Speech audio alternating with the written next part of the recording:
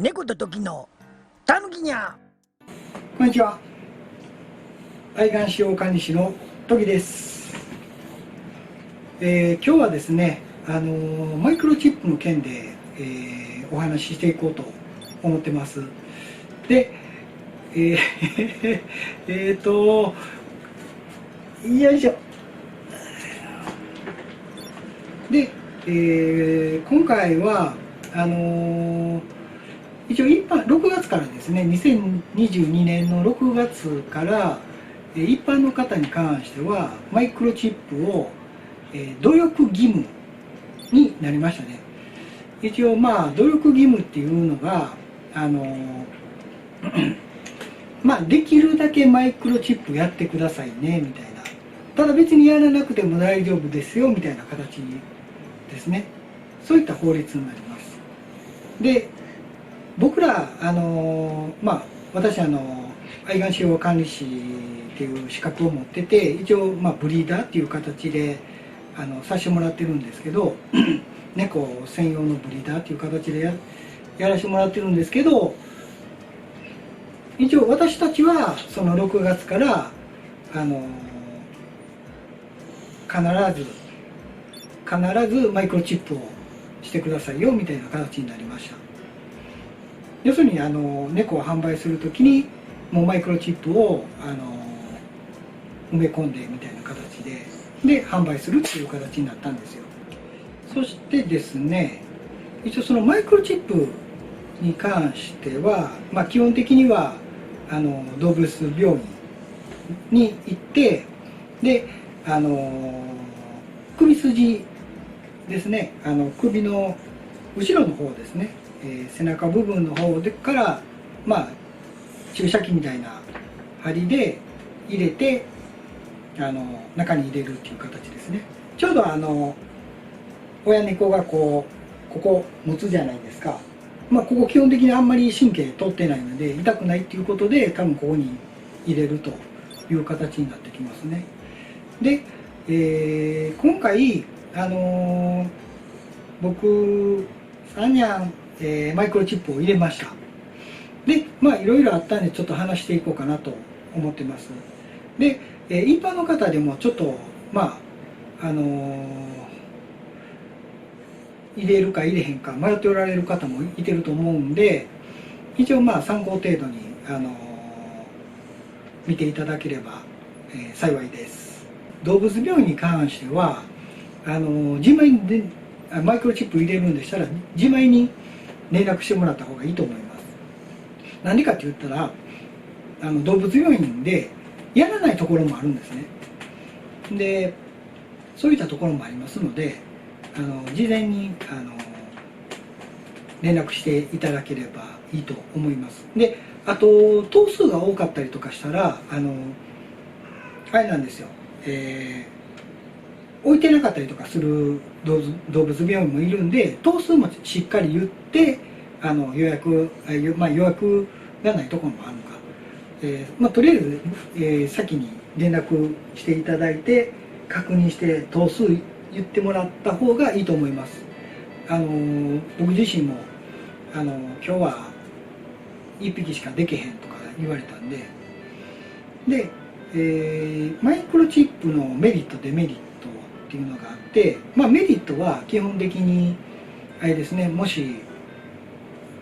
勝手に外に出たりとかしてでちょっと、迷子になったりとかしてで保護してくれたらですよ、保護してくれたら分かったらもしその人がマイクロチップリーダーで確認してもらったら登録してるんで、それで飼い主が分かったりとかするんですよ。で戻ってきたりとかもするんですけど、ただデメリットとしては GPS とかは入ってないので人が見っけてくれない限り戻ってこないんですよ。分かんないですよ。あんたなんで舐めんのほんでそれやから多少戻ってくる確率率は増えるという形になってきます。あとはあれですね、猫を捨てたりとかもできなくなるという形になってくるんで、登録してるんで、それで分かるんで、そういう形になってきますね。でデメリットとしたら最大のデメリットがこれね、ちょっとよく分かんないんですけど、3匹入れてマイクロチップ3匹入れたんですよ。で、僕がマイクロチップリーダーを Amazon で購入したんですね。で Amazon で購入して確認したら、なんとですね、1匹はねもういてしまったんで確認取れなかったんですけど、1匹は認識したんですよ。マイクロチップの番号が、15桁やったっけな、なんかマイクロチップの番号が読み取れるんですね。でこれがマイクロチップのリーダーなんですけど、また後で詳しく説明します。で、もう1匹がなんとねマイクロチップ読み取ってくれなかったんですよ。んで、これもしかしたらその Amazon の商品で、読み取れへんかったりとかしてんのかなとか思って一回動物病院に行ったんですよ。で一応ねこれ僕買ったんですけど、その1匹だけ認識しなかったんですよ言って。でとりあえずあれですわ、どう言ったらいいんですかね、ちょっと来るんやったら来るへ来て、はい。で、認識せえへんかって、ほんで結局なんなんこの中途半端なあれはい。でこれが悪いかな思ったんですよ。でなんかね、そのレビューとかでも書いてあったんですね、その読み取れなかったとかで、これが悪いんかなって念のために動物病院行ってカードリーダー持ってはるんで、そこでやってもらったところね、なんとですね、動物病院のカードリーダーも読み取れへんかってとかになって、なんでどっか行ったんやみたいな感じになって、でいろいろとその僕が親しくしているブリーダーさんとかもいてるんで聞いたら、やっぱしそのブリーダーさんの友達のブリーダーさんとかもやっぱしね外れたりとかしてたらしいです。抜けて多分入れた穴からどう言ったらいいんですか、どう言ったらいいんですか、反発力ってあるじゃないですか。反発力があって、ほんで多分それで出てみたいな形でになってたみたいなんですよ。で結局そういった形で、で落ちてたらしいんで、だからこういうデメリットもあるんですね、出ると。で結局僕の場合はちょっと原因が不明だったんで、もしかしたら出てるか、それかもともと不良だったのかもわからないですし、その打った時にでもね、一応ね、その打つ前、獣医師さんが打つ前と打った後にちゃんとカードリーダーで確認してたんですよ。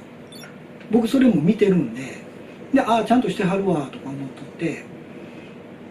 でだからあれか、初期不良っていうか、その途中でマイクロチップが認識しなかったか、もしくはいつの間にか出てたかっていう形になってきます。だから結局マイクロチップ、今後そのペットショップ、猫ブリーダーさんから購入する時とか、愛護団体さんからはまだ義務化されてないので、だからこういうこの変な日本猫もキジトラ君やったりとかは別に入ってなかったりとかするんで、だからそんなんでいいんですけど、自分がカードリーダーがなかったら確認できないんですね。もしくはその仲いいその動物病院とか行って定期的に確認してもらってみたいな形でやってもらわないと途中でなくなったりとかしててちょっとびっくりしたんですよね。ただ打った後も一応獣医師さんがカードリーダー読み取れるかどうか、ご自身のカードリーダー読み取れるかどうか確認したらちゃんと番号入ってたんで確認したんで、その時は大丈夫だったんですよ。だから大体1週間後ぐらいですかね、1週間後ぐらいに買ってピッてやったら認識しなかったという形になるんで、もしかしたら暴れてなんなんこの中途半端な03、ちょっとおけつあげやんといて、あんたそれちょっともうね、なんか変な液体ちょっとやめてくださいっていう形ですだから1週間後に亡くなってたんで、だからもうその後もやっぱり確認する必要はあるかと思います。で、実際にやっていきたいと思います。ちょっと取りくる？ありがとう。で、これなんですよ、カードリーダー。Amazon で買ったんですけど、1回押したら、こういう感じで、なんか、ふわふわってなってるんですよ。ふわふわって。わかります？ちょっ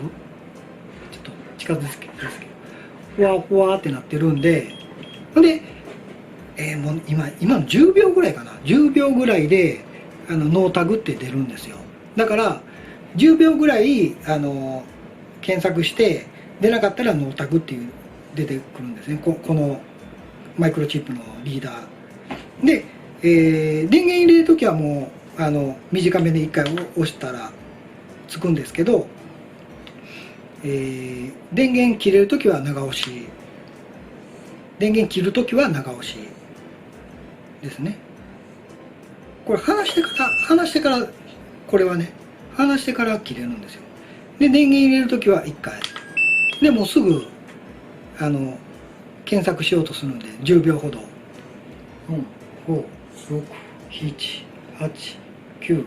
10、だいたい10秒ぐらいですね。10秒か10秒ちょいか、10秒ぐらいやな、多分ちょっと早かったから。そんな感じです。で尺大丈夫かな。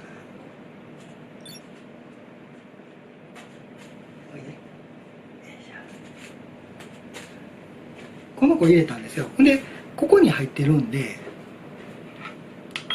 こんな感じで、あれ、来た。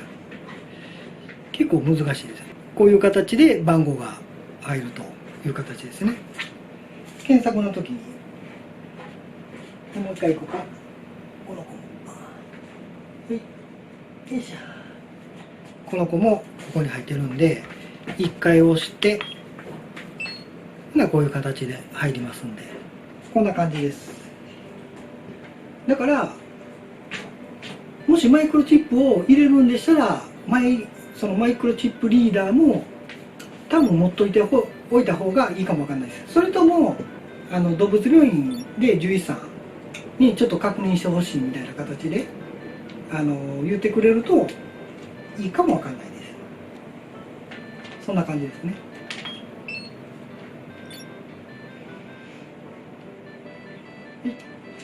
もちろんない場合は何もなりませんので、何もあいちゃう何もなれへんのな。あいちゃうあいちゃうあいちゃうあっとあいちゃうあいちゃうっていう形ですね。何もならないと。Amazon とかで売ってるんで、もしマイクロチップを入れるんでしたらマイクロチップリーダーはおすすめします。一応ギリプロからの、おすすめでした。以上、猫と時の時でした。グッド指チャンネル登録よろしくお願いします。何？どうした？危ない。そしてね、一応マイクロチップを動物病院で売ったりとかするじゃないですか。そしたら環境省にそのマイクロチップの番号を登録しないといけないんですね。なのでその登録のやり方が、まずは獣医師さんにお願いするか、もしくは自分で登録するかっていう形になってくるんですよ。で、一番簡単なのが、獣医師さんに頼むと早くやってくれるとは思うんですけど、ただ、あれなんですね、手数料は多分取られるんで、で、自分自身でやると一応300円で済みます。そのやり方をやっていきますね。インターネットで基本的にマイクロチップ情報登録って検索してみてください。そしたら、この環境省のサイトが来ると思うんですけど、一発でね、何回か検索したんですけど、マイクロチップ登録とか、なんかね、もういろんなその市の自治体のサイトとかがいっぱい出てきて、なかなか上に上がってこないみたいなんですね、そのサイトが。だからとりあえずマイクロチップ情報登録っていう形で検索してもらったら、この犬と猫のマイクロチップ情報登録環境省って出てくると思うんで、これをまずクリックしてもらいます。クリックしてもらって、で、こういう感じで書いてます。で、ここじゃないんで、環境省データベース、これですね。これを押します。そしたらこういう形で、この、あれですね、サイトですね。これよく覚えておいてもらったらいいと思います。こんな感じで、マイクロチップ情報を登録していくんですよ。で、犬や猫の飼い主の方とかでしたらこっちですよね。こっちで、マイクロチップ情報の登録という形でこれですね。で、譲渡したりとかすればこういう形で所有者の変更登録とか言ってこっちでやっていくんですよ。で、とりあえず今回は新規なのでマイクロチップ情報の登録で押してもらって、でバーってこういう形でやっていくっていう形ですね。で、一応300円でクレジットカード決済もしくは PayPay という形でやっていきます。で、個人情報登録方針の確認へ、保護方針の確認へ押してもらってずーっと行って、で確認しましたと。で、こうですね。でマイクロチップの番号と、でここに獣医師さんからもらった紙があるんですよ。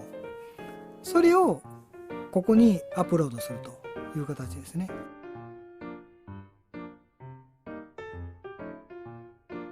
で入れてもらって、飼い主情報の入力へという形でやっていってもらうといいと思います。猫と時では元保護猫キジトラスコティッシュフォールドの可愛い猫動画、おすすめ DIY、 役立つ便利グッズのレビューなど日常を豊かにする動画を上げていきたいと思います。よければグッドやチャンネル登録、予備軍登録よろしくお願いいたします。